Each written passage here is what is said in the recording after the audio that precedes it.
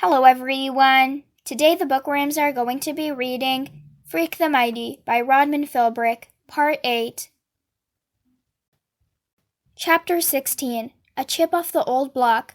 Once on the TV, the dude hypnotized a lobster. Maybe you saw it.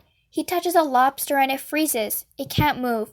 That's sort of what happens to me when his hand clamps over my mouth, like I'm paralyzed and my head is empty, and all there is in the world is that big hand and this cool breath like the wind. "So this is where the geezer stuck you, huh?" he whispers. "Down in the basement, out of sight, out of mind?" I still can't see his face. He's this huge shape in the room. "Everything changes now," he says. "It's time I got to know my own son, who had his mind poisoned against me." He makes me sit up and shushes me to make sure I won't make any noise. Making noise is the last thing I want to do, because I don't know whether or not Grim ever bought that gun he mentioned, or what might happen to him if he tries to use it. Gram's bad dream about Grim getting shot with his own gun seems pretty real right now, and I don't want to be the one to make it come true. "I know what they told you," he says. "It's all a big lie, you understand? I never killed anybody, and that's the truth. So help me, God."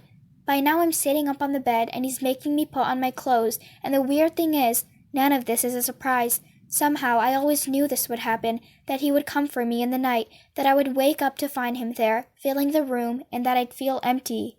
I'm so weak I can hardly put my shoes on, like when you wake up and your arm is still asleep and you can't hardly make it move. That's what I feel like all over, numb and prickly and as light as a balloon, like my hands might float up in the air if I let them. "This'll be an adventure," he says. "You're going to have the time of your life, boy. Okay, we're leaving and not a peep out of you." The bulkhead door is open, and you can see the stars. Some people think the stars look close enough to touch, but Freak says the sky's like a photograph from 1,000,000,000 years ago. It's just some old movie they're showing up there, and lots of those stars have switched off by now. They're already dead, and what we're seeing is the rerun, which makes sense if you think about it. Someday, the rerun will come to an end and you'll see all the stars start to flick off.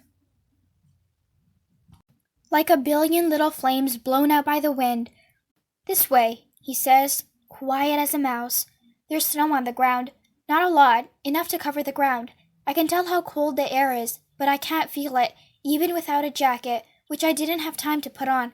The cold doesn't matter. Nothing does, really. Not Grim and Gram or the old stars in the sky, or Freak and the fair Gwen. They're all just make-believe. This dream I was having for a long time, and now I'm awake again, and he's still filling the room somehow, even though we're outside. The lights are out at Freak's house, and I'm thinking, the stars clicked off, and I don't even know why I'm thinking that. It's like a dead voice in my head or something. We're under a streetlight when he says, "Let me look at you." He's got these big eyebrows that make it hard to see his eyes, and that's fine. I don't want to see them. Looking at those eyes is asking to have a bad dream. My, he says, checking me out. "Will you look at this? It's like I'm looking at an old picture of myself.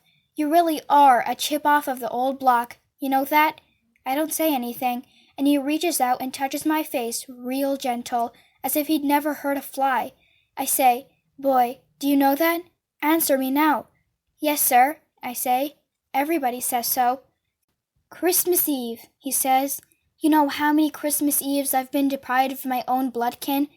Now, is that fair, to do that to a man? Lock him up for a crime he never did?" He's waiting for me to answer, and I say, "No, sir, not fair." "That's over and done now," he says. "We're starting fresh, just you and me, boy. That's how it was meant to be." I'm standing there under the streetlight, and it's amazing how quiet it is, like everybody went away or died. The quiet is almost as big as he is. He's as tall as me, only wider everywhere, and for some reason, maybe because we're not far from Freak's house, I'm thinking this weird thought. He doesn't need a suit of armor. No, and he doesn't need a horse, or a lance, or a pledge to the king, or the love of a fair lady. He doesn't need anything except what he is. He's everything all rolled into one, and no one can ever beat him, not even the brave Lancelot. He's squinting around, his eyebrows are furrowed shadows, and he says, "You know what I think of when I see a neighborhood like this? Hamsters is what I think. That's how these people live, like hamsters in cages. They have their little wheels to run on, and that's what they do for the whole of their lives. They run and get nowhere. They just spin. I stand there. They poison you against me. I know that," he says. Give it time. You'll see the truth. He starts walking fast, and I walk with him, like my feet already know where to go. We're cutting through the side streets and heading down to the pond, all cold and white and frozen. Tomorrow morning, a bunch of kids will take their new sleds and skates out there and probably lose their mittens and scarves and get yelled at by their moms and dads. But tonight, the pond is as empty as the moon, as empty as my head. Once a car goes by real slow around the pond, and I've got this strange feeling there's no one at the wheel. He hooks his finger in my shirt collar and makes me duck down until the car goes by.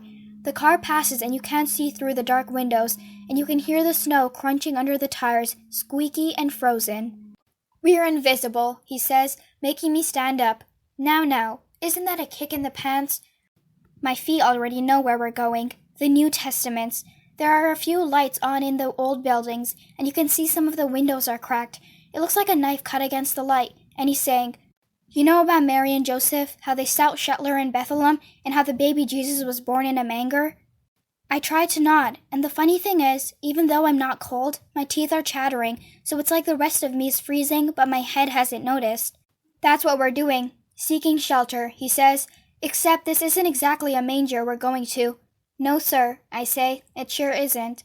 He touches me real soft on the back of the neck and says, I didn't ask you a question, boy. Rule number 1, don't sass your old man. I make sure my mouth stays shut. We're coming up on the Testaments, and they look almost pretty, with the new snow coating on the roofs and making the yards clean and white and soft. You can see where an old bike handlebar is coming up through the snow, and shapes of other things left out, and even the old car up on the block looks new, like it might take off into the air without any wheels. I know where we're going, even though he doesn't tell me. The door opens before we get there, and Loretta Lee is standing in the light, and she's saying, Iggy, come look what the cat dragged in. He says, Say hello to my boy, Loretta. Ain't he a chip off the old block? Then we're inside, and Iggy is there bolting the door behind us and closing the shades, and Loretta, she's wearing this real slinky red dress that looks like it might fall off if she sneezed. She's saying, Mission accomplished, hey, Kenny? I knew you could do it if anybody could. Iggy says, Watch your mouth, Loretta. I do believe you've been drinking. My father says, Has she been drinking, Iggy? I thought I made myself clear. Hey, it's Christmas Eve, Iggy says, and he sounds real nervous. A little punch, what can it hurt? A little punch, Loretta says, and her voice is slurpy. That's all. She's wearing these fake eyelashes, and they're coming loose, so her eyes look almost as blurry as her red mouth. I know because she keeps flapping her eyes at me and smiling so I can see where the lipstick got on her teeth. Iggy says, She's okay, Kenny, you got my word. Oh, right, Loretta says, turned over a new leaf. Preacher Kane turned over a new leaf so there's no booze for anybody on Christmas Eve, even in our own house where a man is his castle. Oh, shut it, Iggy says, and he makes Loretta sit down on the busted couch where she kind of leans over and waves at me. Wink, wink. Bring me and my boy some food, my father says. We've been out in the cold for 8 long years and we're hungry. Aren't we, son? Yes, sir, I say. Iggy goes out into the kitchen to fry up some hamburgers, and we sit there waiting, not saying anything. Loretta is snuggled up on the couch, passed out with his dreamy look on her face. I eat that greasy hamburger, even though I can hardly stand to swallow, and Iggy is fussing around like it's such a big deal, having Kenny Kane in the house, and it's hard to believe he's the same Iggy who is the boss of the Panheads, the motorcycle gang that strikes fear into the hearts of everybody, including the cops. Then Loretta wakes up and stretches like a cat, yawning so you can practically see right down her throat, and she says, I guess I needed that. Then she giggles, hiding her mouth. I guess I need a lot of things. My father wipes his mouth with his folded-up paper napkin, and he ignores her and looks at Iggy and says, You ever do time? You could be a cook. Iggy gives this nervous, ha, like wouldn't that be fun, being a cook in prison. He says, Anytime you want. I'll show you that place I told you about. My father stands up. Now is good, he says. He looks right at me. Come on, boy. Chapter 17. By All That's Holy. There's a back alley between the tenement buildings. You can't see it from the road, and Iggy takes us along the alley to this other place. You can tell how the door has been busted in and the lock broke, and we go into the dark hallway. The lights come on, and the first thing I notice is the perfume an old lady wears and the smell of cats. It ain't much, but the old bat who lives here took the Greyhound to visit her sister for the holiday, Iggy says. He's trying to smile. The little room is warm and close-feeling, and the furniture is real old and saggy. There's a big old TV with a doily on top, and an empty goldfish bowl, and piles of newspapers tied up neat with string, and a Bible on this little table by the TV. Also, there's this trick picture of Jesus on the wall, where his eyes keep following you, and you go cross-eyed looking at it. Ain't much worth taking, Iggy says. My father is looking around, making sure the curtains are closed. You think I'd steal from an old woman? He says. Iggy shakes his head. I sure don't. Never you mind, my father says. This will do in a pinch until we get started. I better get back to Loretta. You do that. My father watches the door shut behind Iggy, and he doesn't say anything. I'm just standing there in the middle of the room because I don't know what he wants me to do. Make yourself comfy, boy, he finally says. I'm going to check we have a back way out. I'm looking at the door we came in by, just looking, when all of a sudden, he's there behind me, and I feel the cool air of him on the back of my neck. You wouldn't light out on me now, would you? No, sir, I wouldn't. Sit down, he says. We need to talk, man to man. I sit down in this old lady chair that's so soft. I almost sink through to the floor, and I'm wondering, what happened to the cats? Maybe she took them with her to visit her sister, or maybe Iggy let them out and they can't get back in. He leans over the chair and he says, Now your grandparents say you're nothing but a dysfunctional retard, but no kin of mine is a retard, and that's a fact. So first thing, you've got to start acting smart. Use your head. We've got a situation going here, boy, so the way to handle it, you just do exactly what I say, no matter what. Understood? Yes, sir. His hand shoves through my hair, and I can feel how strong he is, even though he doesn't hurt me. That's good, he says. That's real good. He goes into another room, and I can hear a door banging and stuff being moved around, and when he comes back, he's got this rope in his hands. A boy who doesn't know his own father might be dumb enough to run away, he says. We can't have that, can we? No, sir. No, sir, what? No, sir, we can't have that. What he does is tie up my feet and hands, and then he loops the end of the rope around his waist. I'm taking sack time while I can, he says. You're as smart as I think you are. You'll get some shut-eye, too. He turns out the light and lies down on the floor beside the chair with just his arm for a pillow, and for a long time, I can't tell whether he's asleep or pretending. Then I decide it doesn't matter. If I move, the rope will surely wake him. It seems like we're frozen inside that room, even though the air is warm and stuffy. The soft chair keeps a hold of me. I'm not strong enough to get up. My feet and hands are getting tingly where they're tied, and pretty soon I can't even keep my eyes open. I'm half asleep, dreaming a cat is in the other room, mewing for milk, and I'm still thinking about that cat when something tugs me. He's sitting there in the dark, so I can't see his face, and he says, Wake up, sleepyhead. I better tell my own son a thing or two he needs to know about his own father. First thing, like I already said, I never killed anybody. I'm big like you're big, so folks assume things they shouldn't. You understand what I'm saying? Yes, sir, I do. Good. Now the other thing is the geezers you've been living with all these years. I bet they never gave you the presents I sent you, did they? No, sir, they didn't. He shakes his head real sorrowful. That's a crime, not giving a boy presents from his father. I suppose you didn't get the letters I sent. No, if they didn't give over the presents, they likely tore up the letters. Another crime against humanity, that's what that is. They hated me from the first sight, on account of my appearance, and because I wasn't good enough for their precious daughter, as if a man should be blamed for how fearsome or cruel he looks, when in fact he's truly a loving person inside, which I am. I can hardly see a sad movie without crying, and I'm not afraid to say so. There's just enough streetlight coming through the curtains so I can make out part of his face when he turns it. You can see where there's the wet spot on his cheek, and he brushes it away. I've been locked up like an animal, he says. Every single night I cried myself to sleep, and that's a fact. Killer Kane, that's just an unkind name they hung on me.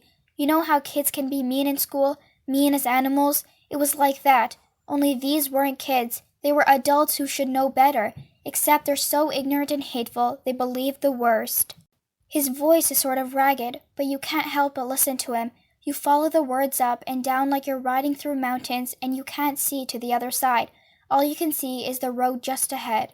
A great injustice was done to me, boy, he says. What those people did, they stole my life. They took years away from me. Might as well have cut out my heart with a knife.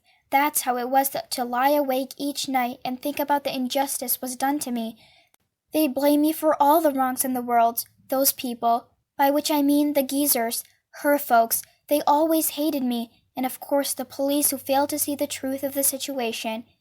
He stops to rub away another stream of tears. There's no crying in his voice. You can't hear it there, but sure enough the tears are all over his face, slick and shiny in the pale, pale light. I woke up just now worrying that you might wonder why I never did mention her, your mother. You might still be thinking the wrong way on that, and believe what they told you. You being such a tiny little thing when it happened, how could you know the truth of it? He gets up then, and he goes over by the TV set, far enough so the rope is tugging at me. Then he's back, and he's got a book in his hands. You know what this is, boy? The Bible, I say. You can tell that in the dark, can you? That's fine. What I'm going to do, I'm putting my right hand down on the Bible. See? Yes, sir, I see. And I'm putting my other hand over my heart. Can you see that? Yes, sir, I can. That's good, boy. Now listen up.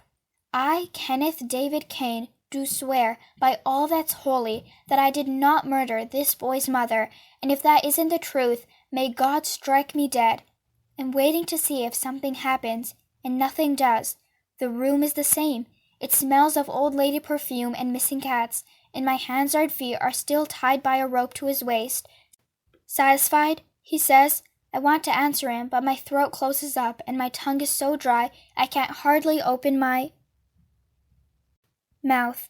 I keep thinking about how heavy his hand was on that Bible. I asked you a question, boy. Yes, sir, I say. I'm satisfied. He lies back down after that, and pretty soon he's breathing heavy again. I can't sleep, though.